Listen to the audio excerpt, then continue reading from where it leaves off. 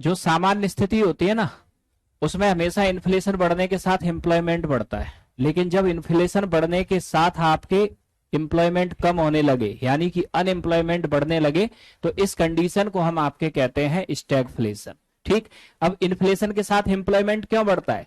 क्योंकि अगर इन्फ्लेशन बढ़ेगा तो कीमतें बढ़ेंगी, कीमतें बढ़ेंगी तो प्रोड्यूसर को होने वाला प्रॉफिट, प्रॉफिट अगर उसका बढ़ेगा तो उसकी सेविंग, सेविंग बढ़ेगी तो उसका इन्वेस्टमेंट, इन्वेस्टमेंट बढ़ेगा तो प्रोडक्शन, प्रोडक्शन बढ़ेगा तो एम्प्लॉयमेंट, एम्प्लॉयमेंट आपके बढ़ेगा तो फिर इनकम बढ़ेगी, और ये साइकिल घूमेगा। तो सामान्य स्थिति में इन्फ्लेशन आपके अगर बढ़ती है तो ये देश में एम्प्लॉयमेंट को बढ़ाती है। लेकिन अगर देश में ऐसी सिचुएशन क्रिएट हो जाए कि इन्फ्लेशन के साथ साथ अनएम्प्लॉयमेंट बढ़ जाए, तो ये सिचुएशन कहलाती है स्टैगफ्लेशन। ये प्रेजेंट में इंडिया में सिचुएशन, हर चीज के दाम बढ़ रहे हैं फिर भी अनएम्प्लॉयमेंट बढ़ रहा है। नियम से क्या होना चाहिए? अगर इन्फ्लेशन बढ़ रहा है तो एम्प्लॉयमेंट बढ़ना चाहिए, ना कि अनएम्प्लॉयमेंट। ठीक है। तो इकोनॉमी के अंदर अगर ऐसी सिचुएशन आपके क्रिएट हो जाए कि इन्फ्लेशन के साथ अनएम्प्लॉयमेंट बढ़ जाए, तो इसे कहते हैं हम आपके स्टैगफ्लेशन। ठीक। स्क्यूफ्लेशन किसे कहते हैं? तो स्क्यूफ्लेशन कौन सी कंडीशन होती है? जब देश के अंदर इन्फ्लेशन और डिफ्लेशन दोनों एक साथ चल रहे हो। ठीक। यानी कि कुछ वस्तुओं के दाम बढ़ रहे हो और कुछ वस्तुओं के दाम घट रहे हो, ये कंडीशन आपके देश में कहलाती है स्क्यूफ्लेशन। ठीक। स्टैगफ्लेशन में तो ये बताया ना, जब इन्फ्लेशन के साथ अनएम्प्लॉयमेंट बढ़े, इन्फ्लेशन के साथ आपके अनएम्प्लॉयमेंट बढ़ने की आपकी सिचुएशन क्या है? देखो होता क्या है, मान लिया इन्फ्लेशन आपके कॉस्ट पुश फैक्टर है, कॉस्ट पुश हुआ, तो अगर इनकमिंग कॉस्ट या इनपुट कॉस्ट ज्यादा लगेगी तो क्या होगा?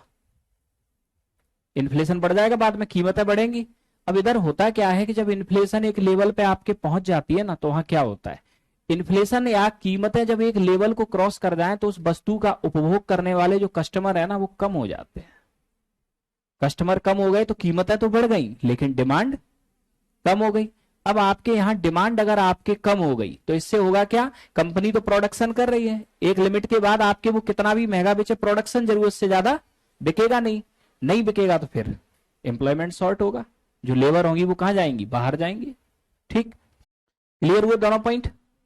यहां वस्तुएं अलग अलग होंगी, जिनके दाम बढ़ रहे हैं वो अलग होंगी और जिनके दाम घट रहे हैं वो अलग होंगी। ठीक है। Types of inflation. तो मुद्रास्फीति के अगर हम आपके प्रकार देखें तो सबसे पहले इन्फ्लेशन यानी रेंगती हुई मुद्रास्फीति, जब इन्फ्लेशन आपके 2 से 3% के बीच में हो। ठीक। कैसे? मान लिया किसी वस्तु की कीमत इस साल 100 रुपए, अगली साल 102 रुपए हो जाए, तो कितनी हुई इन्फ्लेशन? 2%। ठीक है। वॉकिंग इन्फ्लेशन जब 3 से 10% के बीच में हो, जैसे कोई वस्तु 100 रुपए की अब वो 105 रुपए की हो गई, तो कितनी हुई? 5%।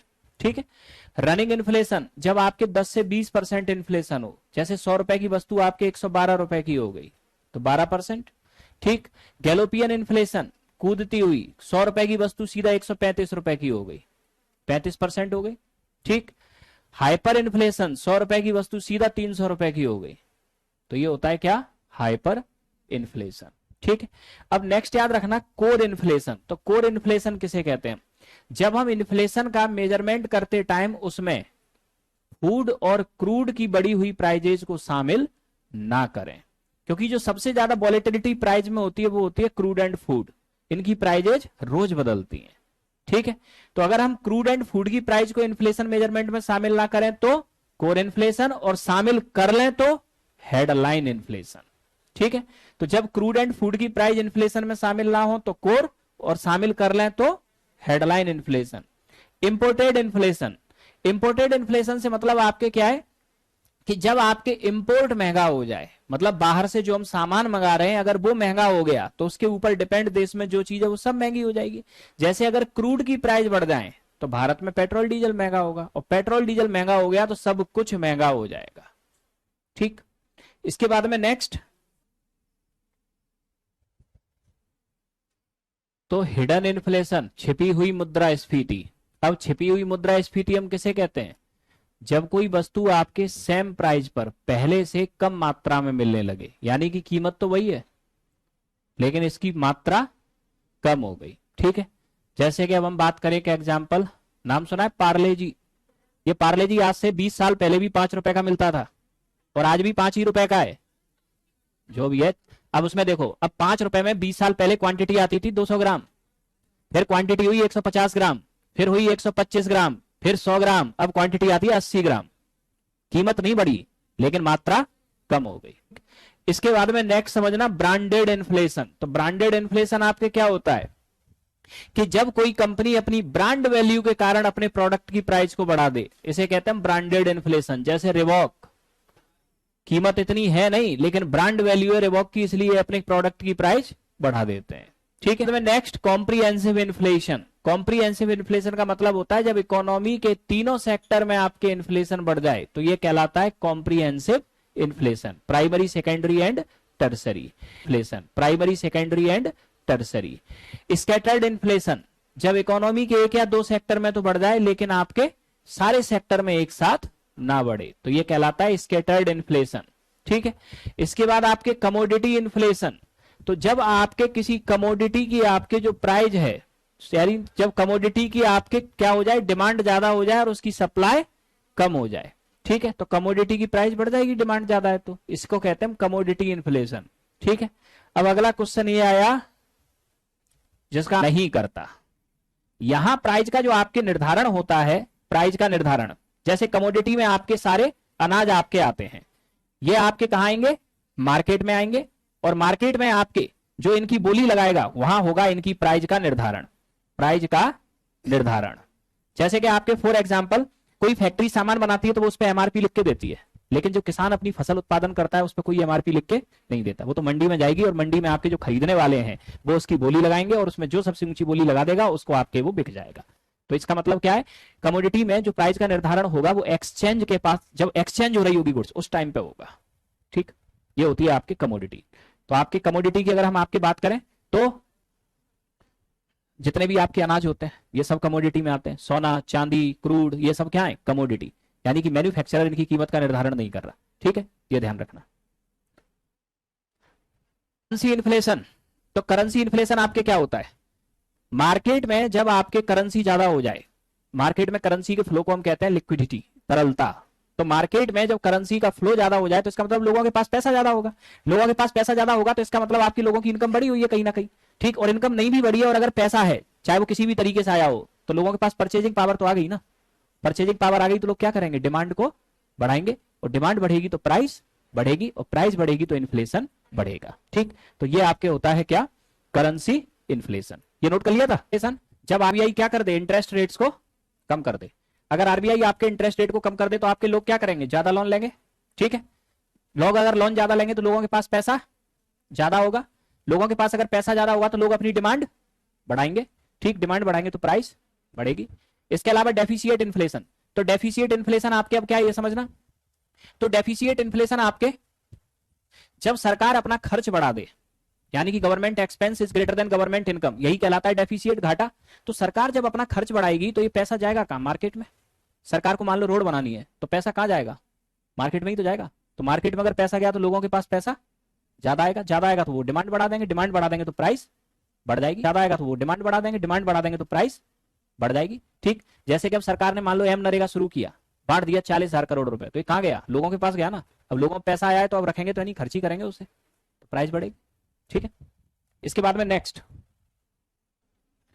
तो relation between inflation and economic development. तो इन्फ्लेशन बढ़ेगा तो प्राइस बढ़ेगी, प्रोड्यूसर का प्रॉफिट बढ़ेगा, सेविंग बढ़ेगी, इन्वेस्टमेंट बढ़ेगा, प्रोडक्शन बढ़ेगा, एम्प्लॉयमेंट बढ़ेगा, इनकम बढ़ेगी, डिमांड बढ़ेगी, कंजप्शन बढ़ेगा, एक्सचेंज, एक्सचेंज से फिर प्रॉफिट, सेविंग, ये पूरा साइकिल घूमना शुरू हो जाएगा।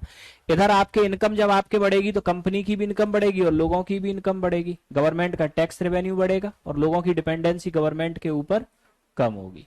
तो इसका मतलब आपके इन्फ्लेशन अगर हम देखें तो इसका क्या प्रभाव है, देश के लिए पॉजिटिव। ठीक है, लेकिन पॉजिटिव तभी तक है जब तक इन्फ्लेशन 5-7% है। अगर इससे ऊपर चली गई तो ये सब रिवर्स हो जाएगा पूरा। ठीक, तो यहां अगर हम इन्फ्लेशन एंड इकोनॉमिकल डेवलपमेंट के बीच में रिलेशन देखें, ठीक, तो रिलेशन आपके कुछ इस तरह का। तो आपने देखा क्या, शुरुआत में जैसे जैसे आपके इन्फ्लेशन बढ़ेगी इकोनॉमिक डेवलपमेंट बढ़ेगा, लेकिन एक लिमिट के बाद अगर इन्फ्लेशन बढ़ी तो इकोनॉमिक डेवलपमेंट डाउन भी हो जाएगा। यानी कि जो लिमिट है 5 से 7% की, अगर इसको क्रॉस कर दिया इन्फ्लेशन ने, तो इकोनॉमिक डेवलपमेंट फिर बढ़ेगा नहीं, रिटर्न हो जाएगा। ठीक, पूरा जो आपको जो ग्राफ बताया वो पूरा ग्राफ क्या हो जाएगा, रिवर्स हो जाएगा।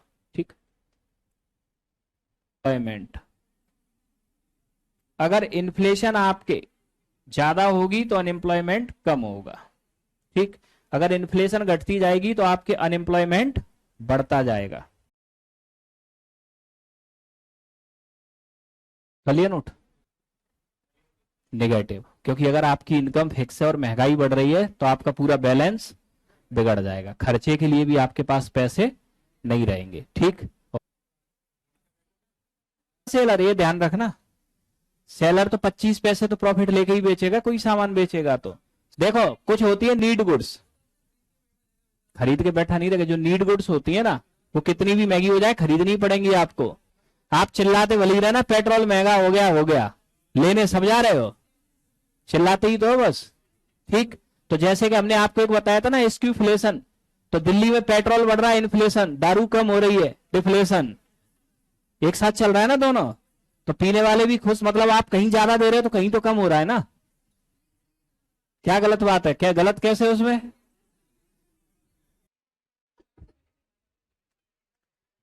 यहां डेब्ट की बात चल रही है कंपनियों की, आपकी नहीं। ठीक है, यहाँ जब इकोनॉमी में बात चलती है तो यहाँ जो आपके मैक्रो बोरोवर होते हैं उनकी बात चलती है, और जो कंपनियां जब इन्फ्लेशन में लोन लेंगी तो प्रोडक्शन, उन्हें बढ़ी हुई कीमतें मिल रही है ना, उन्हें फायदा होगा। ठीक, लेकिन आपके जो डेप्ट देने वाले हैं उन्हें वो फायदे से उससे क्या रह जाएंगे, वंचित हो जाएंगे, तो उन्हें घाटा होगा। ठीक, तो उन्हें घाटा होगा। ठीक, जैसे कि आपकी कीमतें लगातार बढ़ती जा रही हैं, तो अगर कीमतें बढ़ रही हैं, अगर ऐसे में अगर आपने अपना प्रोडक्शन बढ़ा दिया तो आपको फायदा होगा, लेकिन प्रोडक्शन बढ़ाने के लिए क्या चाहिए, पैसा। तो जो डेप्ट आपके लेने वाले हैं उन्हें तो होगा फायदा, और जो डेप्ट देने वाले हैं उन्हें होगा घाटा। ठीक, जैसे कि फॉर एग्जाम्पल आपके देखें, आप लोगों ने गांव में छोटे मोटे उसमें देखा होगा, सीजन आता है, जैसे मान लिया कि दिवाली आने वाली है, किसी व्यक्ति ने 1 लाख रुपए उधार लिया और पटाखे ले आया जाके, वो 1 लाख के 3 लाख करेगा, लेकिन इंटरेस्ट वाले को क्या मिलेगा, 5,000, 3,000, 2,000, यही होगा ना। एक्सपोर्ट तो कम हो रहा है तो पैसा इंडिया में कम आ रहा है, इंपोर्ट ज्यादा हो रहा है तो इंडिया से बाहर ज्यादा जा रहा है, तो बैलेंस ऑफ पेमेंट नेगेटिव। ठीक, कीमत बढ़ी तो प्राइमरी सेक्टर की गुड्स की प्राइस सबसे पहले बढ़ती है, तो ये आपके क्या होगा, पॉजिटिव। लेकिन वो बात अलग है कि इन गुड्स की प्राइस का बढ़ने का फायदा किसानों को नहीं मिलता, मीडिएटर उठा ले जाते हैं पूरे फायदे को। ठीक, यानी कि अगर जो नींबू 300 रुपए किलो चल रहा है तो किसानों को थोड़ी मिल रहे हैं 300 रुपए, किसान से तो वही आ रहे हैं 30 रुपए किलो में। ठीक है, सेंसेक्स को या निफ्टी को, और सेंसेक्स और निफ्टी अगर आपके ये बढ़े, ठीक, तो आपको बताए थे ना बेनिफिट, इनडायरेक्ट बेनिफिट एफपीआई के, वो इनडायरेक्ट बेनिफिट सारे मिलना शुरू हो जाएंगे।